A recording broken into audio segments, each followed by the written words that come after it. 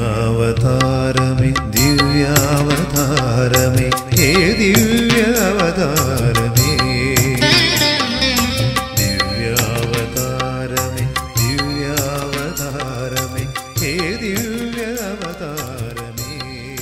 Le 21 janvier 1991, vous avez proclamé le Dharma, des temps nouveaux. En quoi consiste ce Dharma? Nous sommes nés comme des êtres humains, mais nous avons oublié le but de notre vie.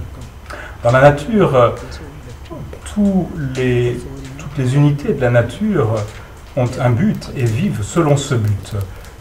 Par exemple, les végétaux, ou même la terre ou le soleil, ils ont un but et ils le suivent. Mais nous, les êtres humains, nous avons oublié. Alors, les Dharma Sutras sont là pour rappeler le vrai but de la vie humaine et aussi donner une guidance pour aller vers l'accomplissement de ce but. Est-ce que votre enseignement fait partie d'une tradition ou est-ce qu'il est libre de toutes les traditions? La vérité sur la vie humaine est une, et cela a toujours été vrai depuis la nuit des temps. Donc il y a extrêmement longtemps, vivaient sur la Terre des êtres supramentaux qui sont les rishis de la tradition indienne, et ils ont transmis cette vérité. Et cette même vérité a été transmise à différentes époques par différents êtres divins qui sont venus l'enseigner aux êtres humains. Aujourd'hui, il y a besoin à nouveau pour les êtres humains de recevoir cette vérité. Et elle est apportée par Sri Tarata, mais compte tenu des besoins des temps modernes et aussi des particularités du mental humain d'aujourd'hui. L'être humain aujourd'hui a besoin d'atteindre la perfection d'une façon intégrale, d'une façon complète, et les Dharma Sutras offrent ou proposent ce chemin de perfection complète, de perfection intégrale.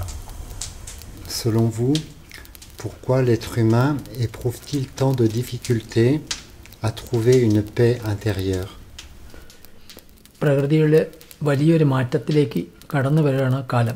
La raison est que notre vie est déconnectée des véritables forces de la nature. Aujourd'hui, l'ensemble de l'univers traverse une période de grands changements, de grandes transformations. Le temps veut amener une nouvelle génération d'êtres humains qui ont une conscience supérieure. Et aujourd'hui, Mère Nature donne toutes les énergies supérieures qui sont nécessaires pour cette grande transformation, pour cette grande montée de la conscience. Mais le mental humain ne sait pas cela et il veut continuer à jouer avec les habitudes du passé. Il veut continuer comme il a toujours fait. Et ça, c'est une contradiction extrêmement forte donc, entre la nécessité des temps et le grand mouvement de transformation et le mental humain qui veut continuer avec ce qu'il a toujours connu.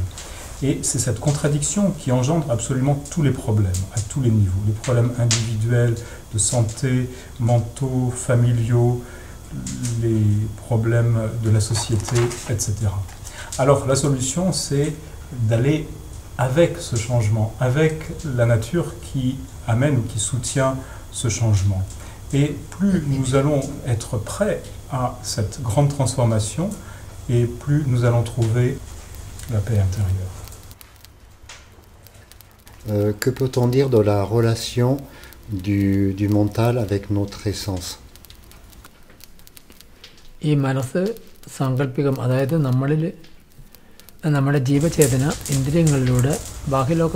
mental parfait ou mental d'origine, eh bien, il est complètement transparent. Et donc, il est en relation avec l'être profond, le soi, l'âme, et également en relation avec l'extérieur par l'intermédiaire des sens. Ça, c'est le mental tel qu'il devrait être. Mais aujourd'hui, le mental n'est pas du tout comme cela. Il n'est pas transparent, au contraire, il est opaque. Ainsi, il bloque l'œil de notre soi, de notre être profond. Et il n'est pas connecté avec lui.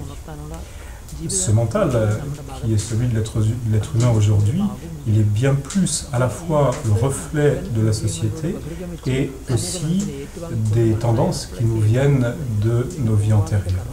Et plus encore d'autres choses que l'individu a reçues ou attirées de l'extérieur. Ainsi, ce mental opaque, qui est celui de l'être humain aujourd'hui, est incapable de se relier au soi et il est juste capable de mener une vie qui manque beaucoup de justesse. Est-ce que l'amour et la méditation sont les deux piliers de votre enseignement? Bien sûr, l'amour et la méditation sont deux piliers de l'enseignement de Sri Tathagata. Mais la pierre centrale de son enseignement, c'est le dharma. Alors qu'est-ce que cela veut dire, le dharma? Eh bien, on peut dire que c'est le fonctionnement juste d'un individu dans la mesure, au sens où la réalité veut se manifester dans chaque individu d'une façon unique. Et donc cette manifestation unique de la réalité sera possible que si l'individu vit d'une certaine façon, qui est une façon juste et une façon élevée. Alors l'amour en est la plus belle des manifestations, la manifestation la plus magnifique. Et la méditation, on peut dire que c'est la façon de comprendre cela et de voir cela. Nous avons une planète pour vivre tous ensemble. Et donc cette planète, elle est pillée par avidité. Et donc il y a, je pense que dans la voie de la compassion, donc il y a un regard sur cette belle terre. L'amour ne devrait-il pas s'offrir aussi à la terre nourricière? Vous avez tout à fait raison, c'est quelque chose de tout à fait essentiel, cet amour pour la nature. Et c'est intéressant de se demander pourquoi en fait nous en sommes arrivés là globalement et qu'est-ce que nous pouvons faire pour développer cet amour pour la nature. Le point crucial, c'est le système d'éducation et ce qui est aujourd'hui probablement son échec. L'enfant est comme une semence, un germe. Et c'est à partir de ce germe que va se développer un arbre magnifique. Mais pour cela, pour que cette manifestation complète ait lieu de façon favorable, eh bien, il faut un environnement favorable. Il faut de la protection. C'est alors que l'enfant va pouvoir se développer d'une façon vraiment très, très belle, très évoluée, et être un être qui a naturellement de l'amour pour la nature, pour la terre, pour tous les éléments, et aussi pour les autres êtres humains. L'enfant doit recevoir une guidance adaptée pour se développer.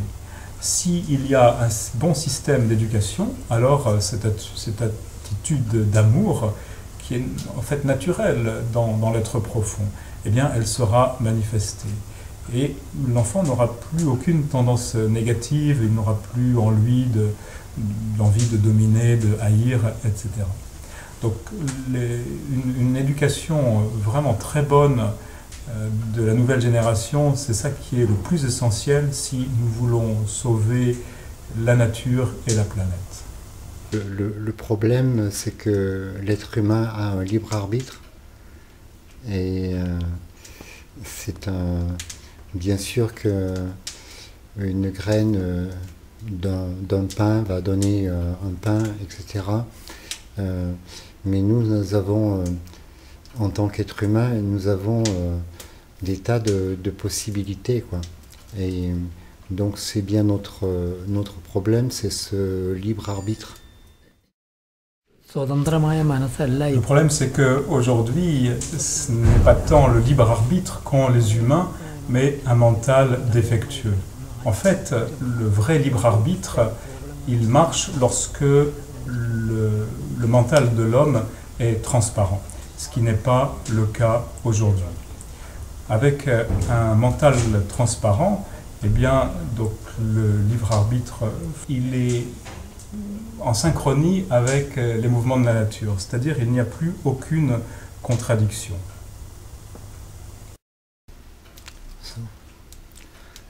Je vous remercie d'avoir accepté cette interview au nom de Soleil Levant et de toute l'équipe.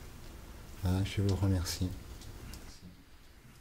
Thank you very much for this interview. In the name of the whole team.